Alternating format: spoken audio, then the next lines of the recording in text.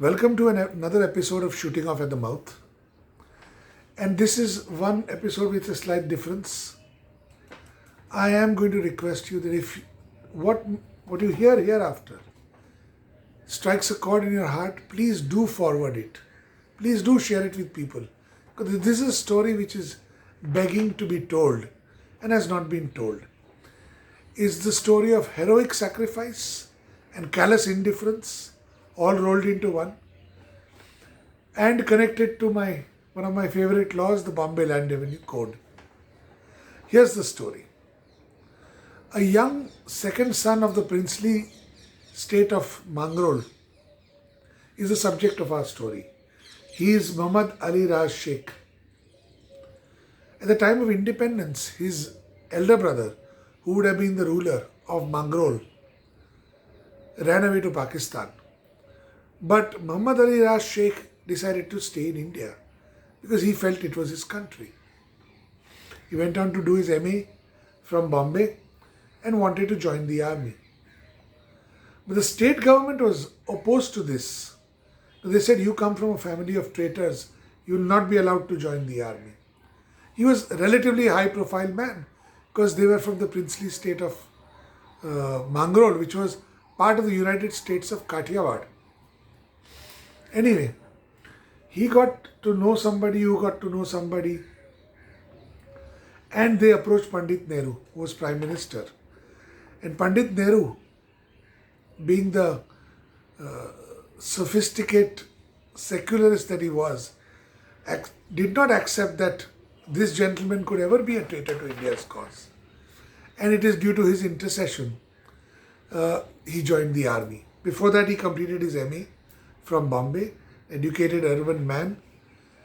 Our hero, Muhammad Ali Raz Sheikh, joins the army. Thereafter, he gets married to Aisha Begum, a lady who is alive today, and whose story I've heard just 2 days back, which has prompted me to make this episode. Begum Aisha and Major Saab had 2 daughters. In the 1965 war, Major Muhammad Ali Raz Sheikh was martyred. For this, he received a Veer Chakra. Begum Aisha has been a widow for as long as I have been alive, 55 years today and counting. A grateful nation, I don't know how grateful you'll call it when the story goes, gave her 6 acres of land, what in Gujarati called Sathani or Nibav.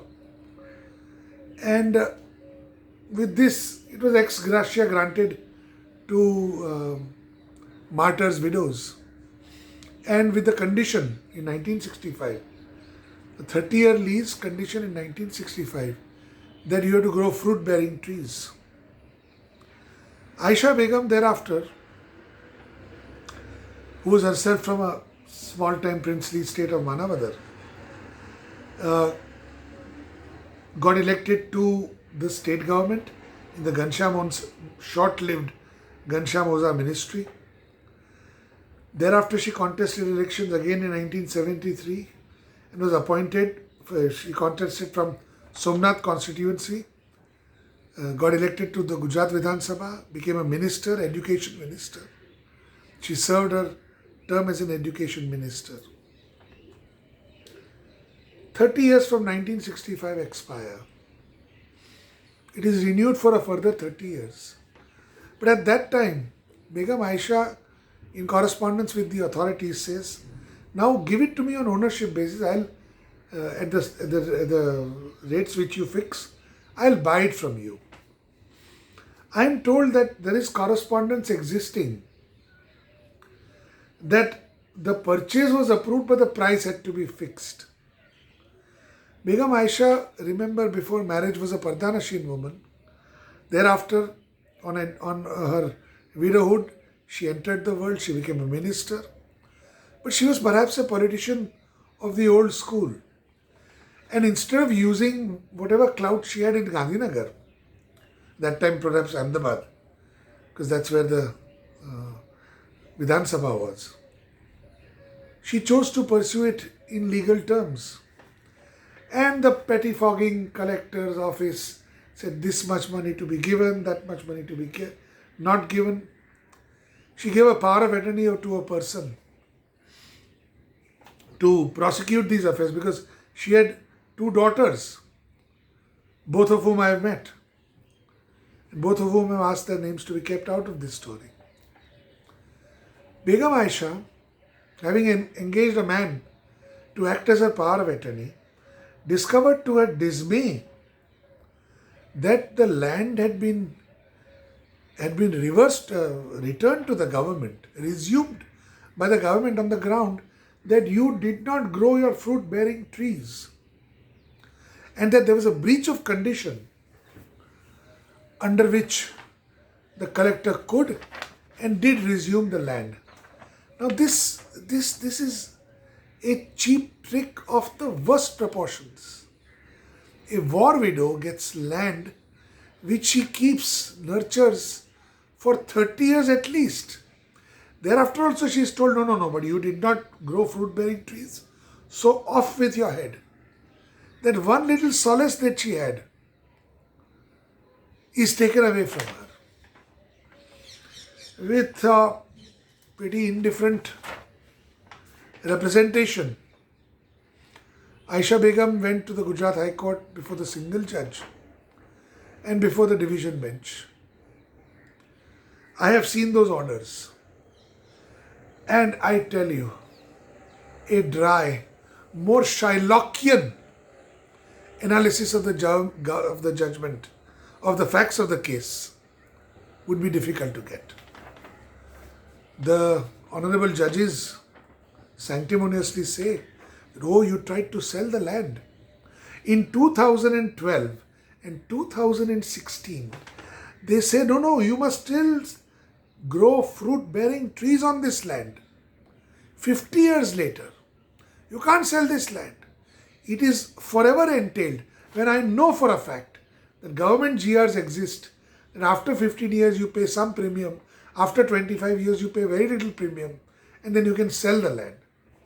But no, the High Court found with raised eyebrows that she had tried to sell the land.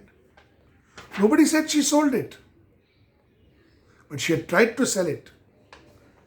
And this, the Shylocks of the government decreed, was a breach of condition, and the land is taken away. It would have been a valuable piece of land now, as all lands are. It would have been a solace to the widow in her 85th year, I am told, by her sisters, for herself and for her daughters. But we find the state government has behaved with a breathtaking, but unfortunately not rare pettiness in grabbing this little thing, while thousands and thousands of, not acres, hectares of land is given to their buddies. Huge tracts of mangroves, eco-sensitive zones are laid waste in the name of progress. But the state government singled out this widow. What was her crime? I told her daughter what their mother's crime was. Their mother's crime was that she didn't play the system. She didn't approach the apparatus of the officers at the collector level and at the Sachivalaya level. And she did not parlay her ministership to get some favors from some well-meaning and well-disposed minor bureaucrat who could easily with a turn of her pen have set her difficulties to naught. But this is also a sad commentary on how the High Court looked at it. The only thing I can say in favor of the High Court is that perhaps, I have not seen the petition, but I have read the orders, perhaps the High Court was not informed about the backstory, that this is the widow of a posthumous Veer Chakra awardee whose lands are being resumed after nearly 4 decades because there is a breach of condition. I would like to believe that my High Court, where I have been coming as man and boy from 1985, its heart would have melted if these facts were known to it. So the single judge order is of 2012, the division bench order is of 2016. And with a very heavy heart I had to communicate to Aisha Begum that, madam, I don't know what the law can do for you. Limitation has expired to go to the Supreme Court. Huge delay if you apply for review. In today's day and age, difficult to get matters even circulated before the court. Therefore, for the first time in my nearly 32 years of practice, I am bringing a case to this court of the people. It's not a very big court. I can't say that my viewers are legion, but there are a few. And I appeal to you that this is a cause which needs to become a cause célèbre. This is a lady, she and her daughters, these ladies, somewhere they deserve for the state machinery to stop grinding and behave as if it is responding to human beings rather than mere objects. Therefore, I'll conclude this shooting off at the mouth by reminding you there are descendants of a posthumous Veer Chakra awardee looking to you to see if we can deliver the justice of Portia rather than that of Shylock. If we can deliver the justice of Portia to Aisha Begum. I began by asking you, and I will conclude by begging you, please spread this word. It is a story which I believe needs to be told and retold until somewhere in the corridors of power we hear a heartbeat. Thank you.